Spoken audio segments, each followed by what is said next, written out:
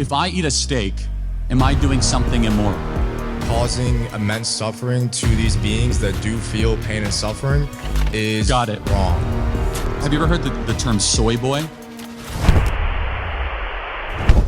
Why do you think he deleted it? What moral worth would you say a cow has? Like a double cheeseburger from Culver's or an Impossible Burger, it's a double cheeseburger every single day. Like, it's not even close. Hey everyone, this is Klaus from Plant-Based News. We are going to be watching a video today, a deleted conversation/debate between American conservative political commentator Charlie Kirk and Michael Bilotich, a fitness coach. Why was this video deleted and what did Charlie Kirk not want us to see? Let's get into the clips. So I've seen, based on most of your clips, that I agree with most of your beliefs and stances on things besides Israel. No, there's one. I guessed. There's one topic that I disagree with your logic on. And I've seen when you debate other people on this topic, oftentimes they get kind of shoot off the mic. So I ask that you please give me a fair chance to debate. I believe that the breeding, exploitation, and killing of animals for food when we do not have to is immoral. And obviously you... Did you lose a bet? No. So again, I'm serious. I would ask for a fair chance at a debate. Sarah, I want to just get your raw reactions right now. Well, to begin with, it's just like the whole thing's a joke. It's a charade, isn't it? The guy's trying to say his point and he's like interjecting, shouting out what all the topics could be. And then when he actually says what it is, everyone laughs as if that would be like a wild thing to say. Animals shouldn't be exploited. I'm like, okay, where is this going to go? Shabnam? The irony is when it comes to changing someone's mind, someone's behavior, demoralizing them, insulting them, making fun of them is the antithesis of moving the needle forward. And that comes from both ends, right? If the debater would have attended and came up to the mic and would have immediately been insulting to Mr. Kirk, I think we would have seen a vastly different approach on that other end. So my immediate response is, it's just a bit off-putting. I think it's hard to watch when someone has the guts to say something in front of a crowd that you know is not going to be receptive to your message. However, has to still stand there with some poise and couth. And to be professional, I think takes a significant amount of courage that I unfortunately did not see Charlie Kirk exhibit there. I'm not as much concerned about the legality of it, more so the morality. Okay, so are human beings equal to cows?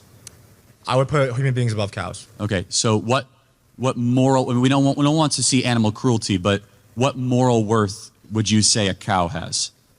I would say that a cow has worth in the sense that we should not, like any sentient animal, cause them suffering or kill them if we do not have to.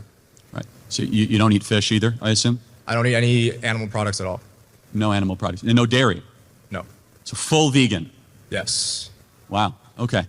Do you know that there would actually be fewer cows if we didn't eat them? I'm aware, yes. So you would argue for less cows, not more cows, basically?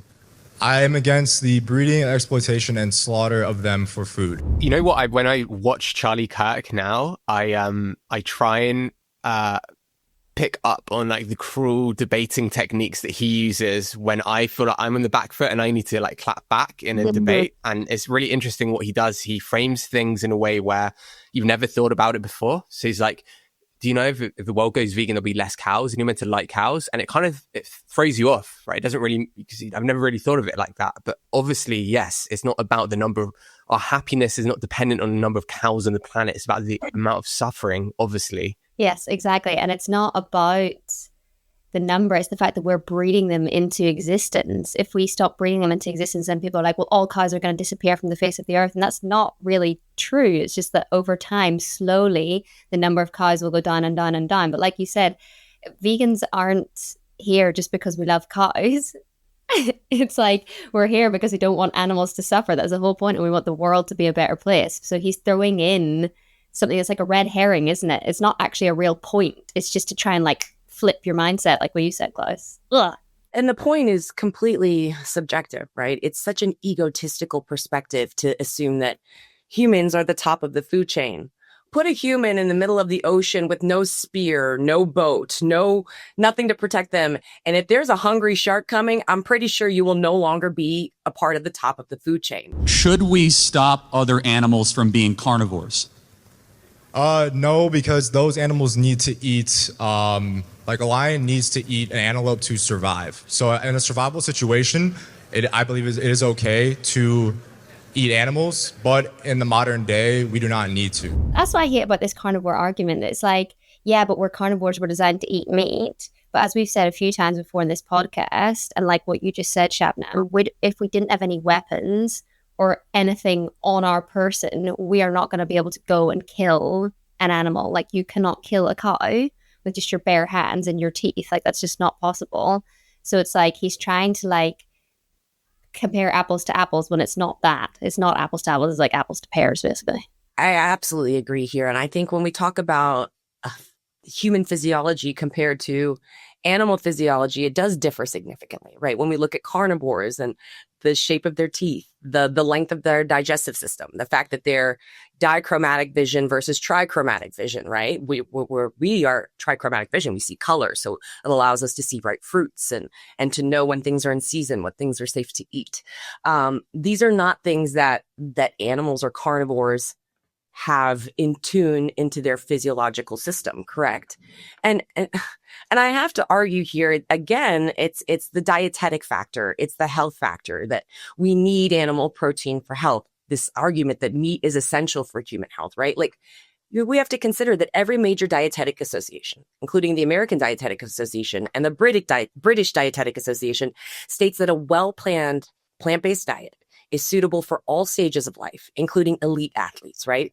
The real public health crisis is heart disease, cardiovascular disease, diabetes, colon cancer, and all of these diseases are exacerbated by excess meat consumption. So yeah, this is a real big point, isn't it, about our kind of herbivorous instincts, and yet we live in a society that kind of gaslights us into thinking the opposite. They gaslight us into thinking we actually have carnivorous instincts, even though we had to kill an animal with our bare hands. We just simply wouldn't be able to physiologically, but also just emotionally. And actually all animals in nature, they go for the weakest prey, the truly carnivorous ones, whereas we kind of go for the, when it comes to hunting, the most colorful, pristine, healthy zebras and lions. Isn't that interesting? Isn't that, if we really were carnivorous, we'd be going after the tumor-ridden, old, slow brains and intestines. I don't want to do that. The real attacker, the real carnivore gets all that good stuff. They get all the organs, the meats, all of that. And then the leftover carcass is left over for all the other vultures or secondary predators. So when we talk about eating flesh as a carnivorous act, consider, do you truly follow the act of a real carnivore? Hold on, Jesus is God. He could have been, here's a legume. Jesus is God. He could have said, here's an almond. He said, Jesus is God. He could have, here's a lentil. Yet Jesus said, here's fish. So who are you to question Jesus, who he fed the 5,000 with? He could have said, here's tofu. Again, the question isn't really what Jesus ate 2,000 years ago. The question is what we can choose to eat today. And when it comes to dominion, again, there's a huge distinction between using power and abusing it. Many Christians would argue that kindness, compassion, and avoiding harming animals is more aligned with Jesus' teachings than being violent to animals for our own enjoyment, like eating a steak or trophy hunting. So the disciples brought him fish and bread. That was what he multiplied. Yeah, the feeding of the 5,000, right? But I think in this modern day, we do not need to eat meat to be healthy, have good performance, and survive, and therefore causing immense suffering to these beings that do feel pain and suffering is wrong. I just want to say the commentator we saw halfway through that video is called David Rams. We're going to link his video down below. It's a very interesting watch. Having grown up in church and stuff like that, the teachings of like Jesus and that part of the Bible to me was always about like kindness helping your neighbor, like not being cruel, all that kind of stuff. And I kind of think to myself, if Jesus was around today, surely he would be vegan. And I know there have been films that have explored this as well, like Christspiracy, for example. But that's kind of my feeling, is that like for somebody who was so into kindness and all this kind of stuff, looking at the system that we have made today and how exploitative it is, I don't believe that that is what the teaching would be today. I could not agree with you more, Sarah. Like when we think about love, compassion, freedom, right? That ends when harm to others begin, right? Eating meat isn't a private act. It causes climate breakdown, antibiotic resistance, polluted water for marginalized communities, mass suffering for sentient beings. This isn't just about your dinner plate, folks. It's about the collective impact of 330 million dinner plates subsidized by cruelty and destruction in just America alone. So when you multiply that globally, the impacts we have for not only climate, but suffering, why would we do that if we were a disciple of Jesus or Muhammad, or if we practiced or read the Torah? Whatever you practice, why would you defend it with suffering? And I believe that we were designed by God not needing to eat meat. What scripture are you referencing? Genesis 1:29. The scripture says God gave dominion over the animals. The one of that the says, I've given you every seed-bearing plant, fruit, and tree on this earth, and for you, that shall be meat. The Bible is explicitly pro-meat eating, so much so that they would kill an animal as a sacrifice to God. The book is written by man. It's interpreted by man. Our concept of fish, meat, bread, wine, all of these concepts are written in a book that I think could have had different meanings or actual definitions back in the day. I know for a fact that the word meat back in like old language actually used to just mean all food. I found that out recently. And then it specifically was taken down into then meaning like animal flesh. But originally meat was just literally all food. So like if you think about that, exactly what you're saying, things could have been interpreted differently or had different meanings. It didn't necessarily mean everybody back at that time was a full-blown carnivore, you know? I don't think any of us are claiming to be experts of the Bible, but it is interesting, isn't it, that when the world was meant to be perfect in Genesis, there's that quote about God saying, I give you every seed-bearing plant to eat, this is your food. And then the texts that can be interpreted as God saying you can eat animals was only after the flood. And this is, of course, it's not against veganism. We're not, vegans or plant-based ethical eaters are not saying that eating meat is wrong if it's part of a necessity, part of survival. And this actually comes up in one of the clips. If I eat a steak, am I doing something immoral? I would say that if you eat a steak knowing that, and you didn't have to, and you chose to pay for an animal. Yes, I plan to do this tonight. So tell me what. The audience is laughing, and we've all been in that situation where we're saying something and we know what we're saying is true and integrous, but everybody's laughing. It's a really horrible feeling, especially when you know a lot about the subject. Imagine the pressure, the immense pressure Michael's under. And I think he manages himself really well in terms of he doesn't get triggered. He's very calm. He's happy. Even now, I'm nervous around you guys, right? I'm like speaking really quickly. If I was in a room with 1,000 people, I'd be speaking even quicker. But he's just owning it like a G. Yep. Charlie, how could you say that you oppose animal cruelty by supporting eating animals? How do you recognize consuming products that are only made possible through systemic cruelty, right? And I think I agree to be able to just sit there and take it. But when we think about the facts, over 99% of meat consumed in the U.S. comes from factory farms or CAFOs, right? Where routine cruelty is actually built in to the business model. Debeaking, tail docking, gestation crates, high stress slaughter. Nothing humane about it. If you purchase conventional meat, you are funding animal cruelty by default. There's no separation between the two. It is a real world supply chain. Yep. So I think here what we see is that consumers really vastly underestimate the harm that they cause when that harm is distanced. It's hidden. It's normalized. We don't see it. What obligations do we have to wild animals? I mean, the animals that we eat are not wild animals. They're domesticated, and we specifically breed, control, and kill them. We control their whole lives. Yeah. This is a classic externality minimization. And this is what Charlie does so well. As in he's minimizing the suffering. It's because we don't see the harm that it's caused. It's hidden, it's distanced. And so then we can normalize it. And it's the same with kind of like how things are packaged and named. You have like a remove. It could be called pork or beef or, you know, any of the other names that we call things to make it seem less like the animal it once was and more just like a neatly little packaged product, which you can just pick up.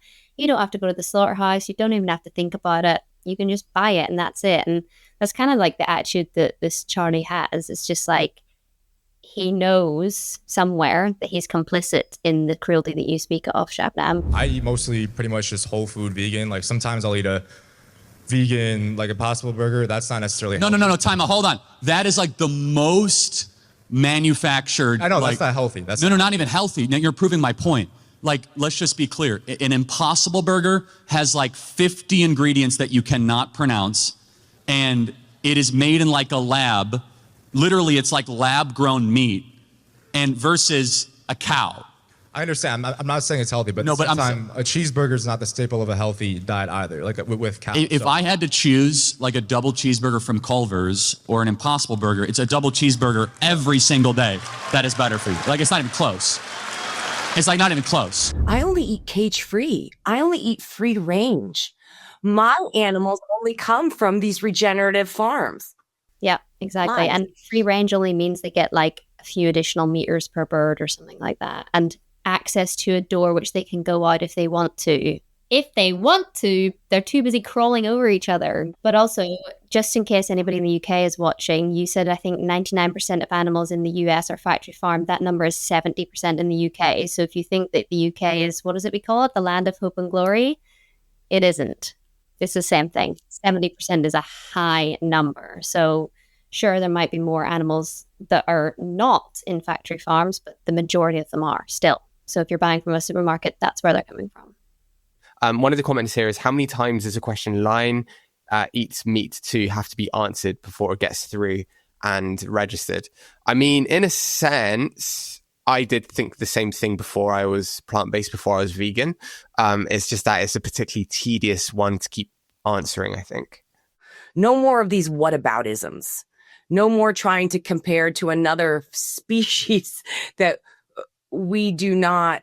Even in clinical research, are we utilizing lions in terms of anatomy? And when we're doing research on cancer, are we using lions in our anatomy labs to compare them to human bodies as cadavers? No. And like you said, their systems aren't even the same. Their digestive systems are completely different to ours. Their intestines, all that kind of stuff. I've never thought of that, though. It's such a good point, actually. And I might use that in my next time that comes up. It's like, it's not like they're using lions in anatomy labs for how to analyze human digestion. Of course they're not, because we don't have the same system and we aren't the same. Because it is absolutely not comparative. We are not obligate carnivores. We're omnivores at an absolute push, but we don't actually need meat either. So technically we're herbivores.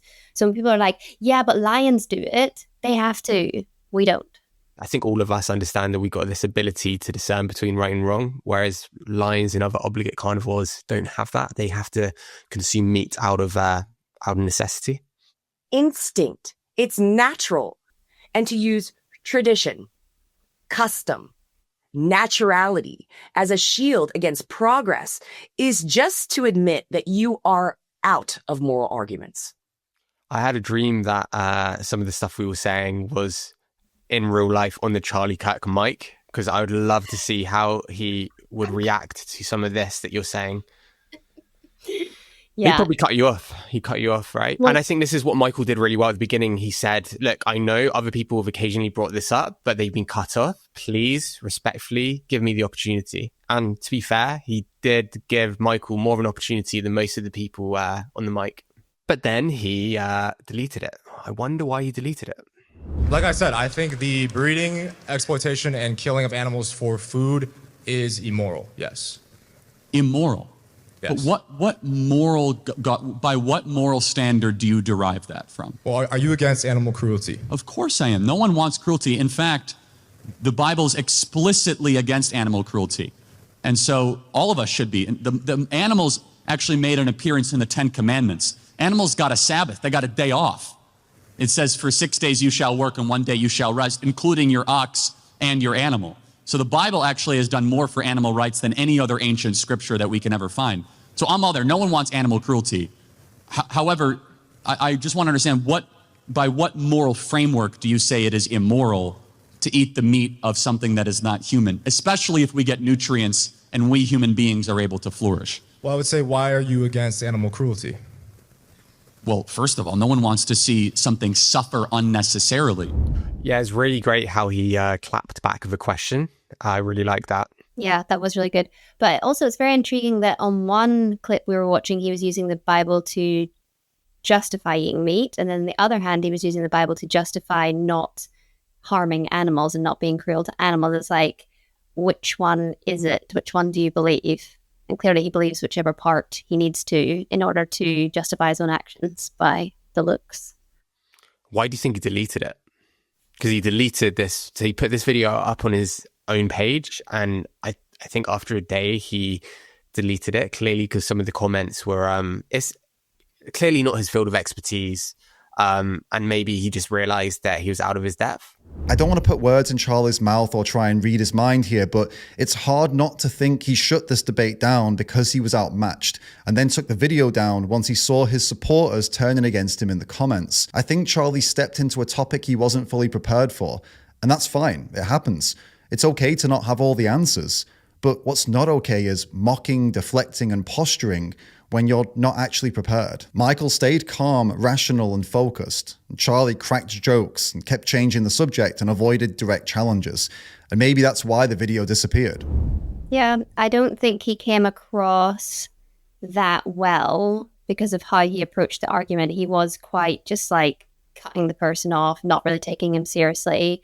And then the points he did give weren't kind of backed up with any real evidence. Like when we're talking, we're always saying things about studies and all this kind of stuff, and he didn't really come with any evidence, whereas I think the person asking the questions came across well, stuck with his guns, stuck with what he wanted to say, and made some really good points. And I think maybe, I would imagine the comments lit up and probably weren't great because it wasn't that great a show from him, I don't think.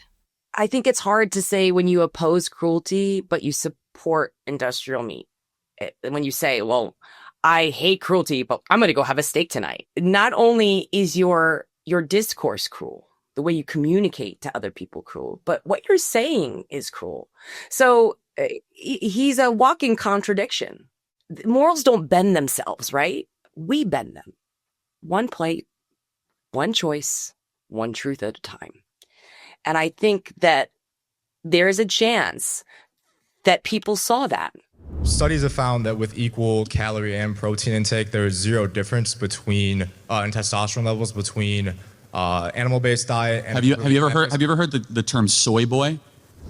And it's such a shame that community is so far away from being receptive to this idea, just because there's so much misinformation, disinformation, soy, man boobs.